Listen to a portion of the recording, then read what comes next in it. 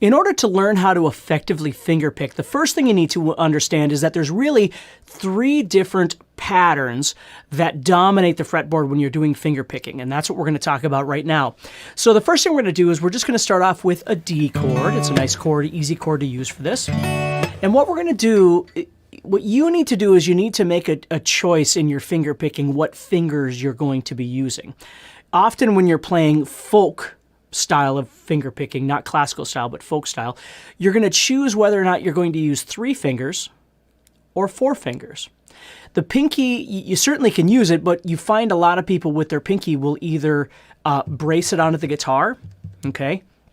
They'll put it on the guitar and stabilize their hand as they move, and they'll use that. I often do that, but you don't have to. I mean, you can hold yourself from your elbow here and you can play hovering over the strings as well. So what you need to do is as we start going through these patterns, I'm going to give you a couple of different options and I want you to keep exploring them to see which one seems like it feels the most comfortable to you. And once you find that one, you start gravitating toward it. That's probably what you're going to wind up doing in the long run. So I tend to use these 3 fingers with a technique called double thumbing more than I do these 4 fingers, simply because that's how I learned how to play. But I'm going to show you both different ways, and then you can decide what you want to do. So let's take this D chord, and the first thing we're going to do right now is we're just going to build a pattern that I'm going to refer to as toward the floor, which means we're just going to pick toward the floor.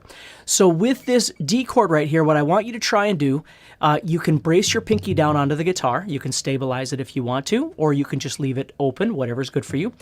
You're going to pluck thumb, thumb, first, second. So you're going to assign fingers to strings.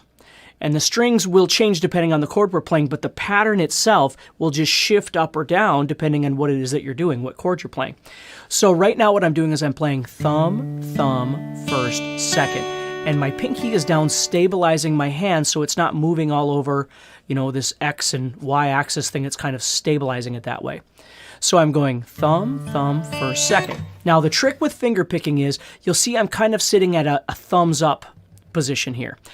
If you try and play like this with your thumb way back here, it becomes very, very difficult and it looks really awkward. If you play right here, these 2 fingers are going to keep running into each other. So generally what you do is you turn in a little bit. You'll see how my wrist is turning out just a little bit like this, okay, as opposed to being back like this. And again, these are suggestions. You have to kind of figure out what works best for you as well.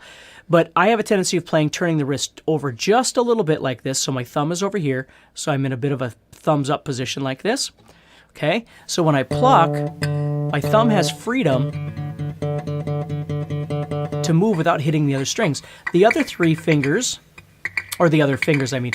So these other 3 fingers are grasping onto these strings, okay? They're holding onto those strings right now, and my thumbs up comes over the top like this, okay? And again, you got to figure out how comfortable to make it for yourself. You don't need to go way out like this, but somewhere in here. Okay, so what I'm going to do then, I'm going to plant that pinky down, and I'm going to hover. I'm going to lift up, so now those fingers are just kind of hovering over the strings that they want, and I'm going to go thumb, thumb, thumb, first, and then second. So I have thumb, thumb, first, second.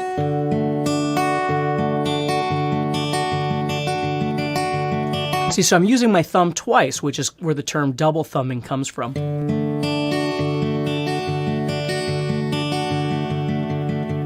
So in order to effectively learn how to do that, you've got to just get comfortable with being able to move that thumb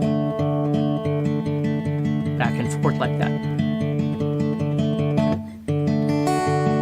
So I'm going toward the floor. I'm plucking 4th string, thumb, 3rd string, thumb, 2nd string, first finger, and 1st string, middle finger.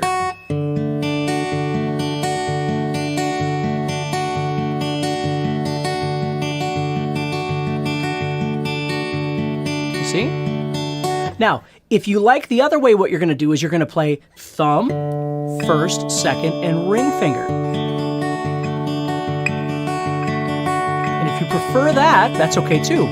Sometimes what happens is when you start doing that, the pinky might become a problem with bracing onto the guitar.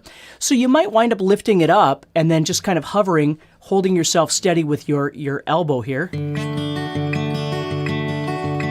Playing that way.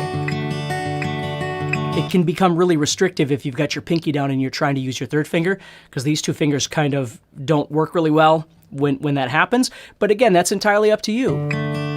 So if I was using a 4-finger method, I would lift my pinky up to give me more freedom. I would brace harder in here.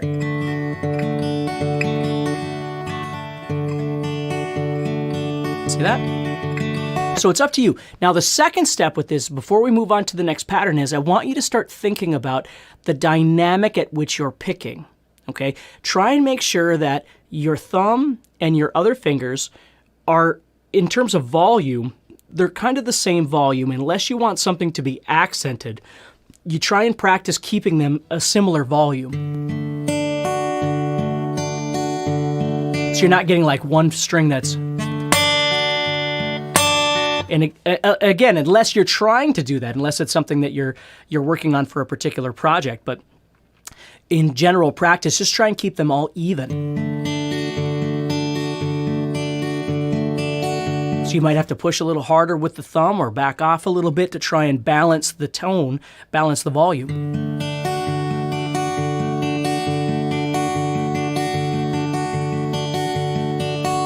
Okay. Now the next pattern that we're going to talk about is moving towards the ceiling. So we're going to go the opposite direction, but we are still going to start with the bass note. So we're going to pluck the 4th string, then we're going to head down here to the 1st string and we're going to play 1st, 2nd, and 3rd. So we're going to go.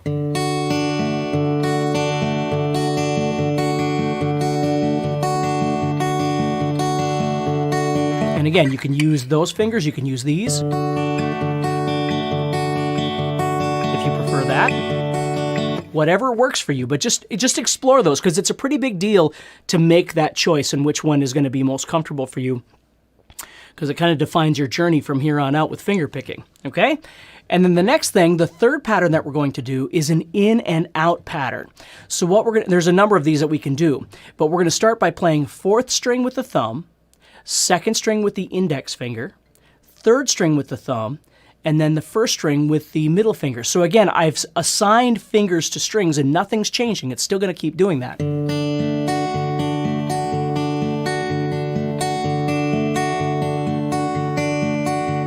See?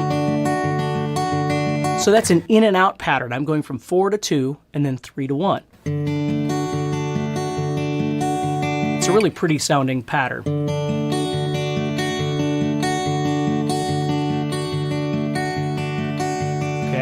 Now the next thing I can do is I can alternate that by choosing a different kind of pattern. So maybe I'll do 4 to 1 and then 2 to 3. So I have 4, 1, 2, 3. Still in and out, just a different style.